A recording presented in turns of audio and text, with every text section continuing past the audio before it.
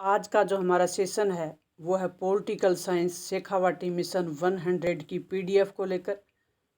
तो ये पीडीएफ है, इसके हर एक चैप्टर का, जैसे शीत युद्ध का दौर यानी समकालीन विश्व जो अपनी पुस्तक है उसका पहला चैप्टर है अपना शीत युद्ध का दौर। और इस अध्याय का सहज और सरल शब्दों में विश्लेषण किया हुआ है। आप उन वीडियो को देख सकते हैं। अगर आपको ये पीडीएफ चाहिए तो इसका लिंक डिस्क्रिप्शन बॉक्स में डाल दिया जाएगा, ताकि आपको जो सुविधा हो उसी तरीके से आप पढ़ सकते हैं। अब जैसे जिन पाठों को मैंने सहज और सरल भाषा में समझाने का प्रयास किया है, और जो अपनी डेस वर्क है एक्सीलेंट डेस वर्क के स्वमूल्यांकन के जो 4 पेपर हैं उनका स्वमूल्यांकन को हल करके, उन पेपरों को हल करके भी डाला जा चुका है। तो आप जैसा चाहें, आपकी मर्जी है, आप वो वीडियो देख सकते हैं, आप ये पीडीएफ डाउनलोड करके पढ़ सकते हैं, आपको जो सरल लगे। अब जिन पाठों का मैंने सरल और सहज शब्दों में विश्लेषण किया, उन सब का मैंने इम्पोर्टेंट भी बताए हैं कि कौन सा पर्सन मोस्ट इम्पोर्टेंट है। जैसे ऊपर मैंने बताया था कि शीत युद्ध का जो प्रश्न है वो किसी भी तरीके से आपसे पूछा जा सकता है। और ये जो घटनाएं हैं ये मिलान में भी आ सकती हैं आपके। जैसे क्यूबा मिसाइल संकट है वो 1962 में हुआ, और 1990 में जो घटना हुई वो कौन सी थी, अपने शीत युद्ध की समाप्ति कब हुई, जर्मनी का एकीकरण कब हुआ, बगदाद समझौते पे हस्ताक्षर कब हुआ।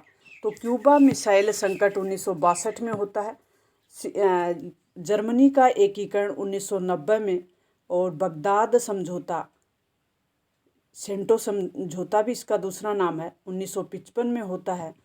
और अपना शीत युद्ध की समाप्ति, कहने का मतलब सोवियत संघ का विघटन आ जाए या शीत युद्ध की समाप्ति आ जाए, दोनों बात एक ही हैं। दिसंबर 1991 में अपना शीत युद्ध समाप्त हो गया था, कहने का मतलब सोवियत संघ का विघटन हो गया था। जैसे ही सोवियत संघ का विघटन होता है, दूसरी जो दुनिया है, यानी अपने सोवियत संघ को दूसरी दुनिया का दर्जा दिया जाता था, तो दूसरी दुनिया का अंत हो जाता है और शीत युद्ध की भी समाप्ति हो जाती है।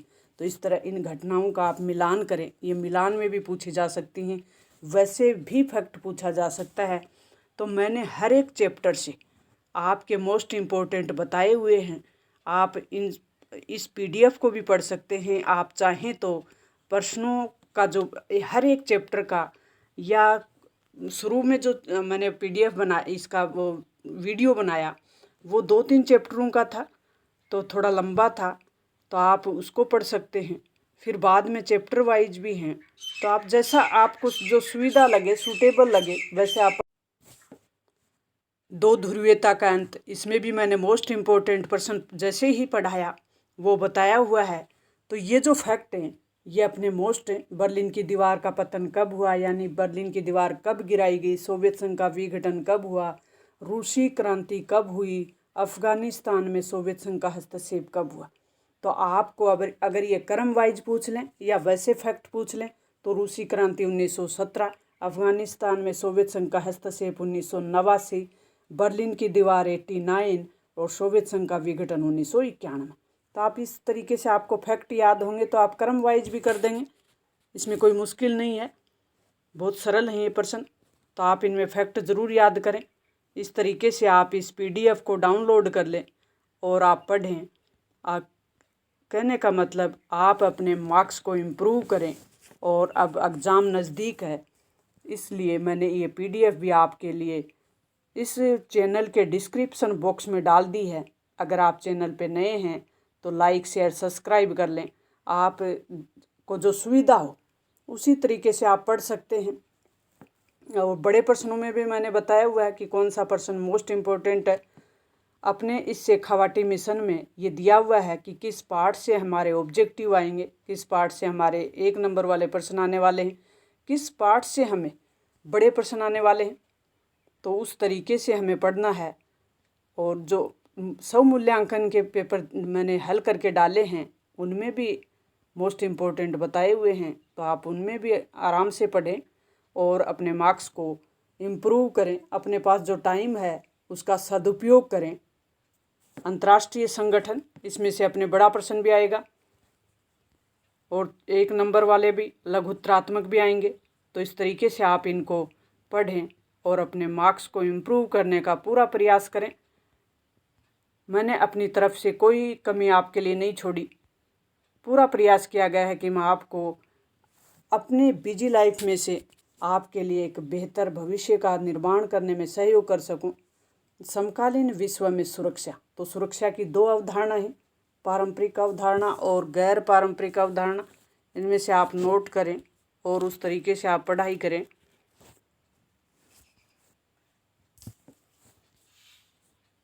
अब नेक्स्ट जो अपना चैप्टर है वो है पर्यावरण और प्राकृतिक संसाधन। इसमें अपना पृथ्वी सम्मेलन मोस्ट प्रश्न है।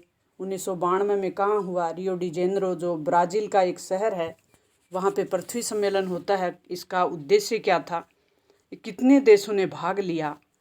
क्योटो प्रोटोकॉल 1997 में जापान के एक शहर में होता है, इसलिए इसका नाम क्योटो यानी क्योटो शहर का नाम है, जापान का शहर है। भारत ने कब हस्ताक्षर किए? तो 2002 में भारत हस्ताक्षर करता है। इस तरीके से आप याद करें। लिमिट टू ग्रोथ पुस्तक है जो क्लब ऑफ रोम समूह से संबंधित है। सांझी संपदा, ये सब मोस्ट इम्पोर्टेंट प्रश्न मैंने जैसे ही आपका ये सरल और सहज शब्दों में विश्लेषण किया तब ये बता दिया था। ये स्वतंत्र भारत में राजनीति, राष्ट्र निर्माण एवं चुनौती, जो अपनी दूसरी पुस्तक है, इसमें भी बताया हुआ है कि कौन सा प्रश्न ज़्यादा महत्वपूर्ण है, कौन सा स्टार लगाया है। इस तरीके से आप PDF को डाउनलोड करें या जो वीडियो बनाए हुए हैं उनको पढ़ सकते हैं, या आपकी मदद के लिए PDF का लिंक डाला जा रहा है, आप वहां से अपना डाउनलोड करके पढ़ सकते हैं। आप चाहो तो वीडियो को पढ़ सकते हैं। ये है कांग्रेस प्रणाली, चुनौती और पुनर्स्थापना। इस पाठ से हमारा बड़ा प्रश्न आने वाला है, तो इसके बड़े प्रश्न आप ध्यान से पढ़ें। जैसे गैर कांग्रेसवाद क्या है, गैर कांग्रेसवाद के क्या परिणाम निकले, ये अवधारणा किसने दी। इस तरीके से आप इसके बड़े प्रश्न और छोटे प्रश्न यानी 2 नंबर वाले दोनों याद करें आप। जन आंदोलन का उदय, ये मोस्ट इम्पोर्टेंट पार्ट है अपना और सरल भी है। इसमें से कई फैक्ट पूछे जाएंगे, जैसे चिपको आंदोलन किस राज्य से संबंधित है, उत्तराखंड से है, सन कौन सा 1973 है, इसके प्रेरणता कौन थे, सुंदरलाल बहुगुणा, ये किससे संबंधित है, पर्यावरण आंदोलन है, इसमें कौन से पेड़ की लकड़ियाँ, अंगू के पेड़ की लकड़ी काटी जा रही थी। तो इस तरीके से आप इसको याद करें। लास्ट का जो हमारा पार्ट है वो देख लेते हैं हम। भारतीय राजनीति में नए बदलाव, इस तरीके से हमारे ये भी फैक्ट वाला पार्ट है। 1990 के दशक में भारतीय राजनीति में आए बदलाव, ये अपना नमूना प्रश्न पत्र है, यानी इस PDF के अंत में अपना मॉडल पेपर है, इसको हल करें आप और अपने मार्क्स को इम्प्रूव करने का प्रयास करें और चेक करें कि हमें जो इस PDF में हमने पढ़ाई की वो हमें कितना याद हुआ है। ये सारे मोस्ट इम्पोर्टेंट है। उत्तर अटलांटिक संधि संगठन की स्थापना 1949, शॉक थेरेपी किस वर्ष अपनाई गई, 1990, साफ्टा संबंधित है। ये सार्क से भारत ने पहला परमाणु परीक्षण कब किया, 1974 में। इंदिरा गांधी के काल में वैश्विक संपदा और मानवता की साझी विरासत में सम्मिलित नहीं है, तो वायुमंडल, समुद्री सतह और बाह्य अंतरिक्ष, ये सब वैश्विक संपदा में शामिल होते हैं।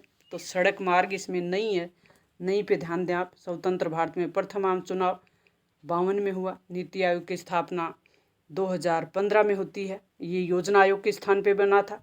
चिपको आंदोलन की शुरुआत उत्तराखंड में। निम्न राजनीतिक दलों में कौन सा जो राजनीतिक दल है वो नया है, यानी बाद में बना है, बाकी सारी पार्टियां पहले बनी हुई हैं। तो इसमें जो ऑप्शन दिए हुए हैं इनमें आम आदमी पार्टी का जो दल, ये दल है जो अरविंद केजरीवाल जी की जो पार्टी है, ये बाद में बनी है। संयुक्त राष्ट्र संघ के प्रथम महासचिव ट्रिगवेली 2 जून 2014 को कौन सा नया राज्य बना? तो ये मोस्ट इम्पोर्टेंट प्रश्न इसमें दिए हुए हैं। ये तेलंगाना बना था। स्वतंत्र भारत के प्रथम शिक्षा मंत्री मौलाना अब्दुल कलाम आज़ाद थे। तो इस तरीके से आप इनकी खालिस्तान वगैरह याद करें। संयुक्त राष्ट्र की सुरक्षा परिषद में 5 स्थायी और 10 अस्थायी सदस्यों की संख्या है।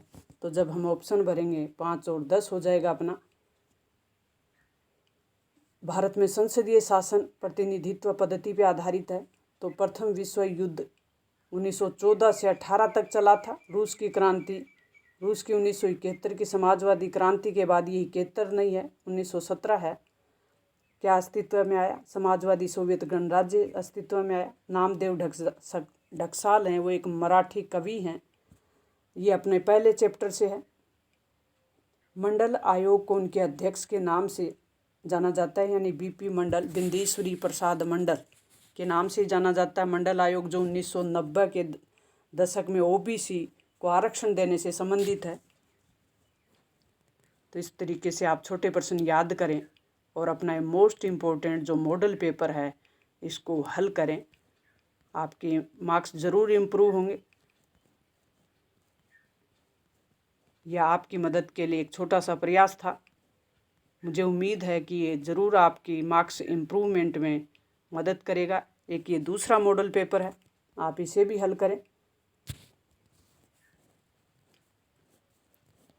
इस तरीके से अपना मॉडल पेपर, 2 मॉडल पेपर इस PDF में दिए हुए हैं, आप इनको हल करें। अच्छा पेपर करके आए, मेरी शुभकामना आपके साथ है। थैंक्स।